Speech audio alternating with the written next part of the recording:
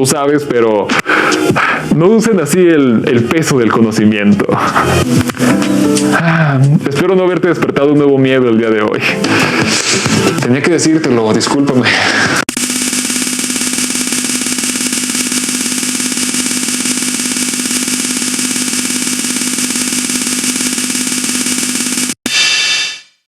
Ahí está, para los que estaban chingue y chingue que querían el intro viejo.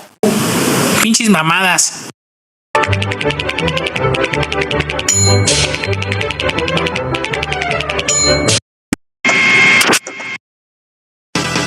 Para escribir un cuento podemos seguir varios procedimientos. Uno de ellos es redactar las respuestas a una serie de supuestas preguntas ordenadas en 3 partes: introducción, desarrollo y desenlace. Conforme a la estructura que debe tener el texto, el resultado será el cuento. Para el principio de la narración, las preguntas pueden ser: ¿quién es el personaje principal? 2.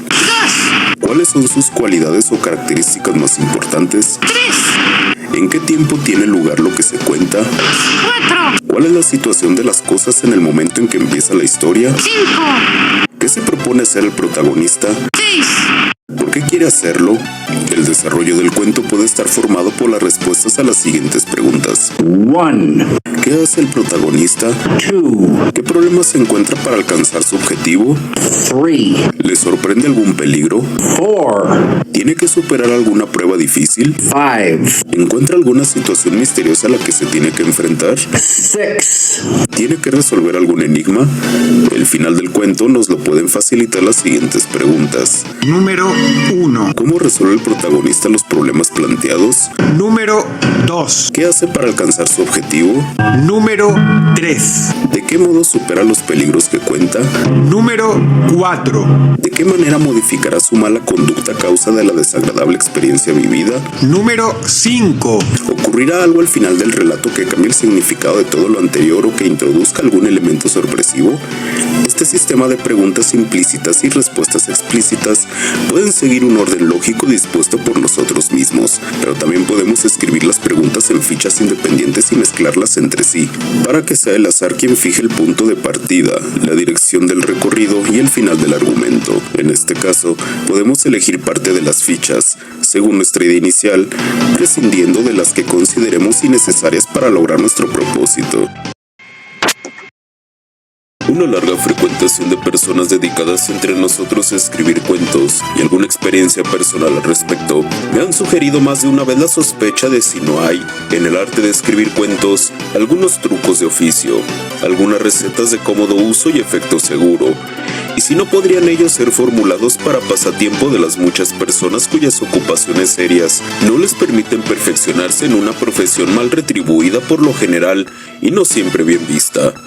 Esta frecuentación de los cuentistas, los comentarios oídos, el haber sido confidente de sus luchas, inquietudes y desesperanzas han traído a mi ánimo la convicción de que, salvo contadas excepciones en que un cuento sale bien sin recurso alguno, todos los restantes se realizan por medio de recetas o trucos de procedimiento al alcance de todos. Siempre, claro está, que se conozcan su ubicación y su fin.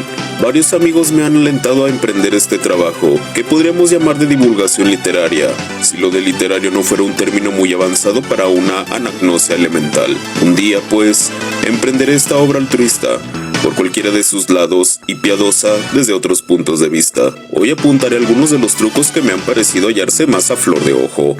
Hubiera sido mi deseo citar los cuentos nacionales cuyos párrafos extracto más adelante.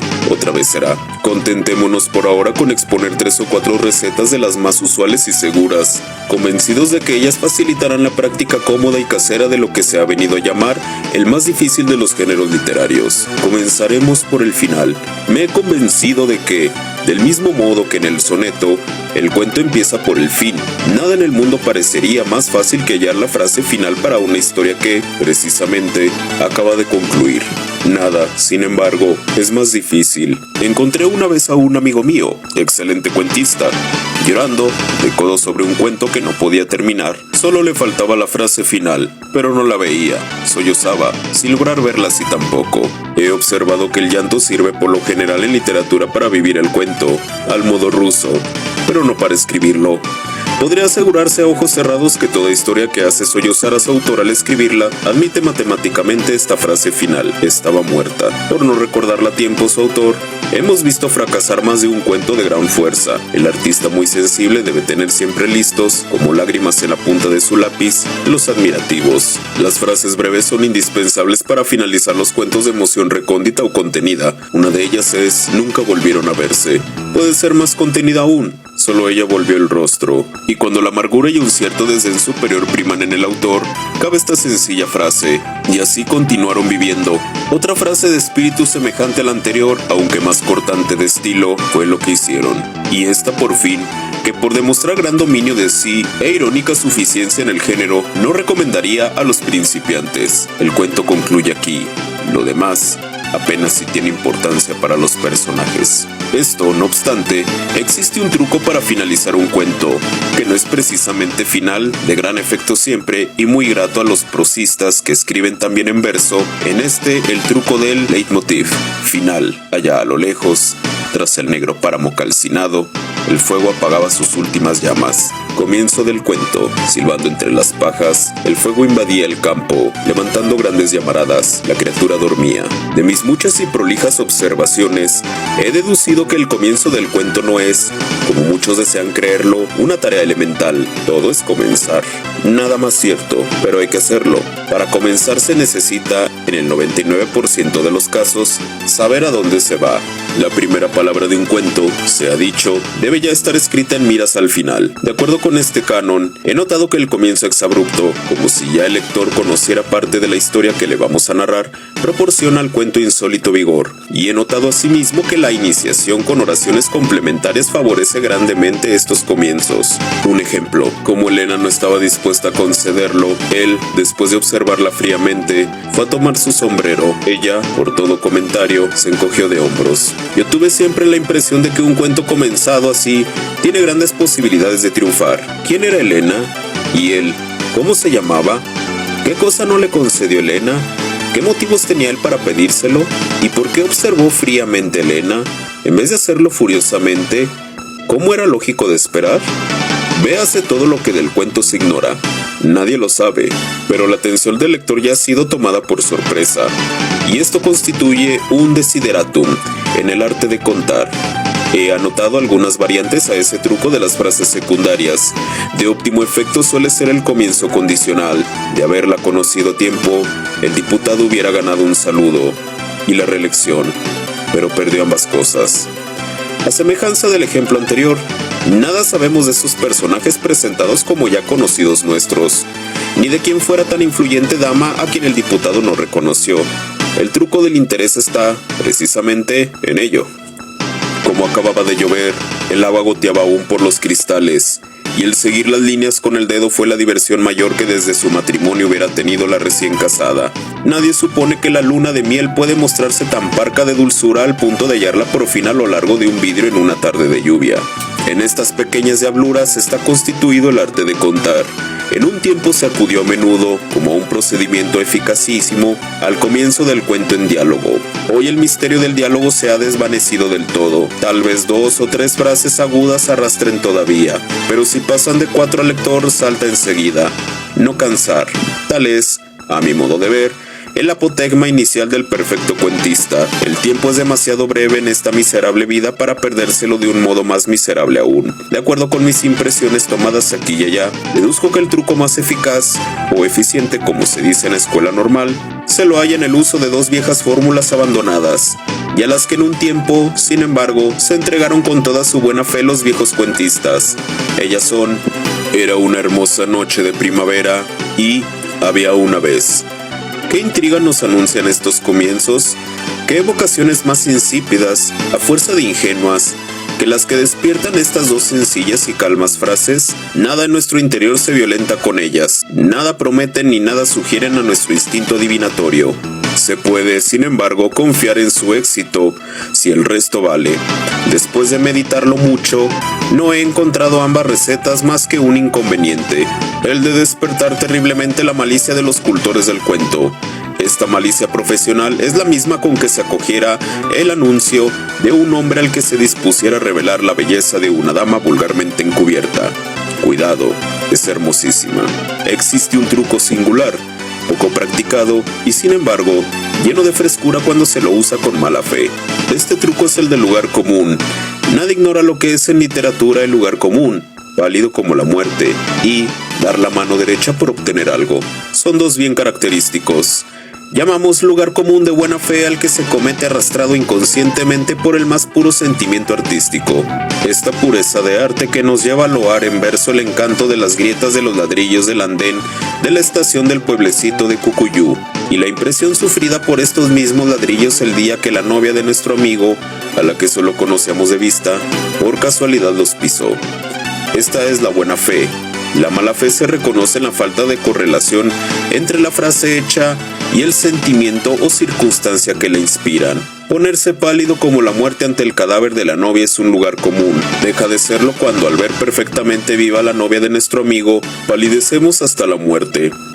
Yo insistí en quitarle el lodo de los zapatos. Ella, riendo, se negaba y, con un breve saludo, saltó al tren, enfangada hasta el tobillo. Era la primera vez que yo la veía. No me había seducido, ni interesado, ni he vuelto más a verla. Pero lo que ella ignora es que, en aquel momento, yo hubiera dado con gusto la mano derecha por quitarle el barro de los zapatos. Es natural y propio de un varón perder su mano por un amor, una vida o un beso. No lo es ya tanto darla por ver de cerca los zapatos de una desconocida. Sorprende la frase fuera de su ubicación psicológica habitual. Y aquí está la mala fe. El tiempo es breve, no son pocos los trucos que quedan por examinar. Creo firmemente que si añadimos a los ya estudiados el truco de la contraposición de adjetivos, el del color local, el truco de las ciencias técnicas, el del estilista sobrio, el del folclore y algunos más que no escapan a la malicia de los colegas, facilitarán todos ellos en gran medida la confección casera, rápida y sin fallas de nuestros mejores cuentos nacionales.